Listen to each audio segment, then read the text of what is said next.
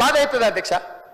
రోజుకు 18 గంటలు నిరంతరం పనిచేసినప్పుడు అభినందించే గొప్ప మనసు మీకు లేకపోయినా అడ్డగోలుగా వెకిలుగా వెటకారంగా కించపరిచే విధంగా నా పట్ల మీకు కోపం ఉండొచ్చు. ఎందుకంటే మీ విలాసవంతమైన జీవితాన్ని మీరు అనుభవిస్తున్న ఇవన్నిటినీ నేను గుంజుకున్నా అని బాధ మీకు ఉండొచ్చు. కానీ కుర్చీకి ఒక గౌరవం ఉంది కదా అధ్యక్ష.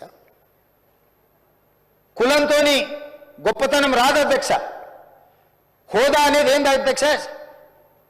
స్టేచర్ అంటే ఏంది అధ్యక్ష? ఓ ప్రభుత్వ ఉద్యోగికి స్టేచర్ ఉంటుంది, ఒక వ్యవసాయం చేసుకున్న రైతుకు స్టేచర్ ఉంటుంది, ఓ శాసనసభ్యుడికి స్టేచర్ ఉంటుంది, శాసన మండలి సభ్యుడికి స్టేచర్ ఉంటుంది, ఓ మంత్రికి స్టేచర్ ఉంటుంది, ఒక ముఖ్యమంత్రికి ఉంటుంది, ఒక గవర్నర్కి ఉంటుంది, ప్రధానమంత్రి రాష్ట్రపతికి ఉంటుంది స్టేచర్.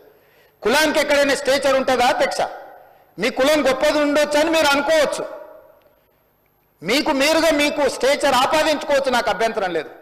అంత మాత్రాన మిగతా వాళ్ళందరినీ కూడా తీసి పడేసినట్టు మాట్లాడటం మంచిదా అధ్యక్ష?